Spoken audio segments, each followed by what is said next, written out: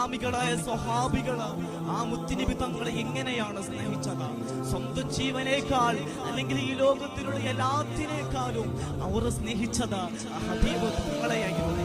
അല്ലെങ്കിൽ നമുക്ക് വേണ്ടി ആ ഹബീബ് തങ്ങളെ സഹിച്ച വേദനകൾ എത്രയാണ്, പ്രയാസങ്ങൾ എത്രയാണ്. സ്വന്തം ജനിച്ച് കളിച്ചുളർന്ന 40 വർഷക്കാലം അൽ അമീൻ മക്ക നാട്ടുകാർക്കൊക്കെ ഇഷ്ടമാണ് ആ മുത്തുനബിയെ.